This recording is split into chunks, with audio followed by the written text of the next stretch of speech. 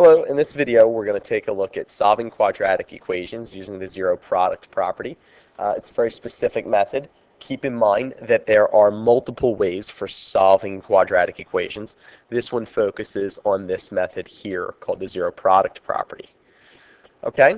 The zero product property states if AB equals 0, then A is 0 or B is 0.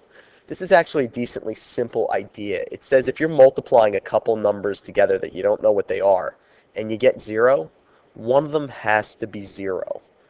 And because you don't know which one, you have to suppose that either of them could be 0. But it's very sound logic, okay? It is the logic of this that we will apply when solving these equations. Okay, now, a few things about how do we know when we can use this property, okay? Well, it hinges on two ideas, and they really are found in just this statement right here. Is one, the equation has to be equal to 0, or you can't use it. Okay. The next is you have to have a product. Well, to me that implies something at an algebra level that you have to have some recognition around, and that means it has to be in factored form. Okay. So we're looking for problems that are either factored form and equal to 0, or can be turned into factored form and are equal to 0. So let's go through these examples here. I'll do them. They're increasing a little bit in difficulty as they go. Just three quick ones. You have to know this method. It's a building block of what goes on in quadratics, and it's essential. You actually will encounter problems where you were asked to do this just as a step in a larger problem. So you have to get it nailed down in isolation here. Okay, so in problem number 1, it says x times a quantity 2x minus 7 equals 0. Well, we notice here that we've got two things we like. This problem, it's equal to 0, and it's factored form. Well, this is great because it resembles a product that's equal to 0. So from here, I just look at my factors, the first one of which is x, and say, maybe that could be 0. Or the second factor, which is 2x minus 7, maybe that could be 0. Now, again, just because we're solving for x, we have to realize we have to get x by itself.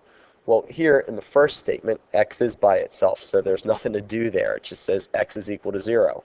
And then continuing here, we add 7, get 2x equals 7, divide by 2, and get x equals 7 halves, or 3.5. Okay?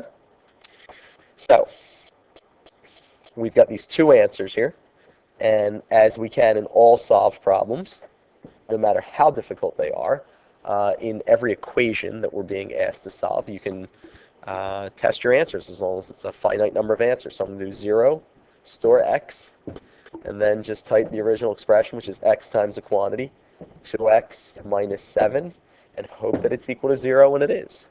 Similarly, I can store 7 halves x, and then using a little calculator ingenuity of second enter, see that that also yields a result of 0. So I feel very good about these answers.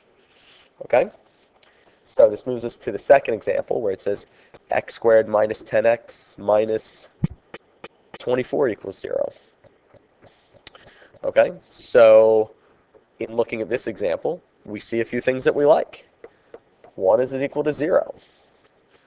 And 2 is, well, this expression's not factored form, but it could be turned into factored form. So this one's a little more work. So I have to kind of pick a method here, and I notice that this expression is an easy quadratic trinomial, so I'm just looking for the factors in negative 24 that give me a sum of negative 10. 2 and 12 jump out at me decently quickly as long as I make the 12 negative.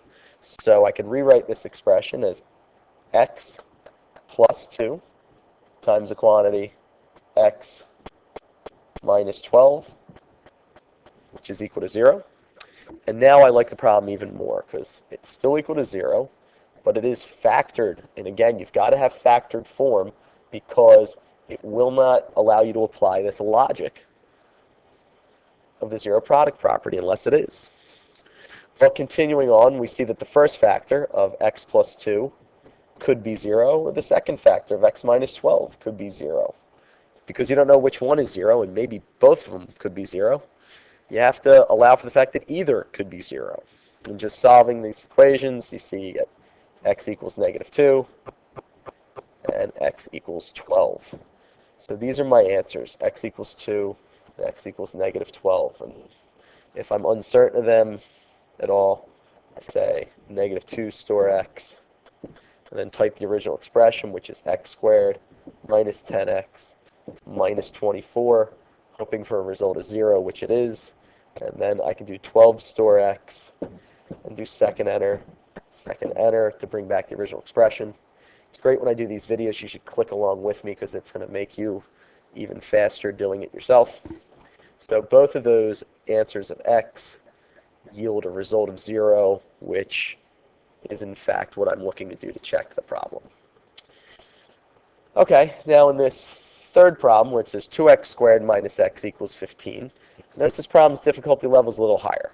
The first thing you need to notice immediately here is this is not a situation where it's something equal to 0. Also, this is not factored form. Now, starting to factor this and saying, oh, I'll just do the GCF and take out x, and go 2x minus 1, that's not going to be helpful, okay? You need to be able to make the expression equal to 0 before you factor it. So what I'm going to do is I'm going to subtract 15 from both sides. I get 2x squared minus x minus 15 equals 0. Okay?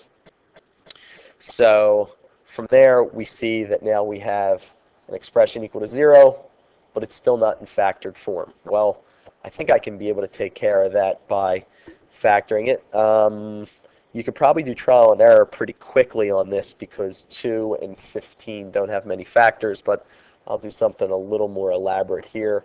I'm going to do 2 times -15 is -30. This is the fractions method. I have another video on this if you'd like to see it. Then rewrite the expression as x squared minus x minus 30, holding on to the idea of this 2 that I threw out. Okay? And then I will factor that by saying what are the factors of -30 that add to -1? Well, for that, x minus 6 in quantity and x plus 5 in quantity seem to jump out at me. Now I need to bring back the idea of this 2 by dividing by 2. Okay?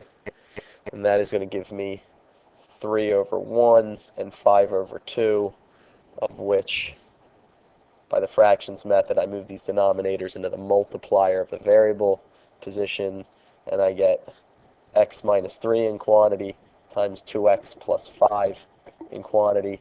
And again, the whole time it was equal to 0.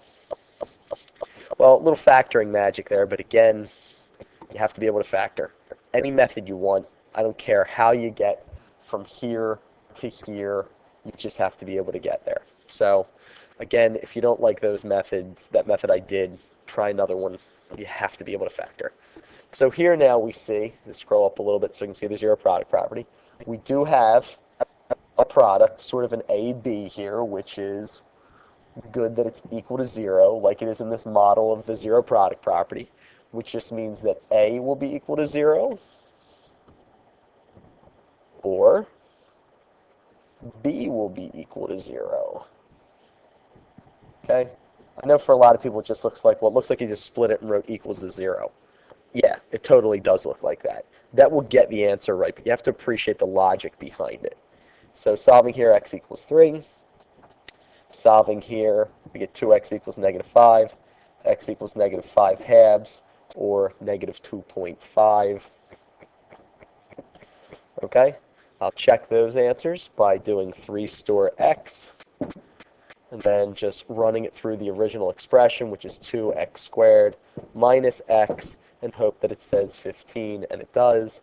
Similarly, 5 halves, x stored, and then bringing back the original expression by doing second enter, hoping that gives me 15 as well.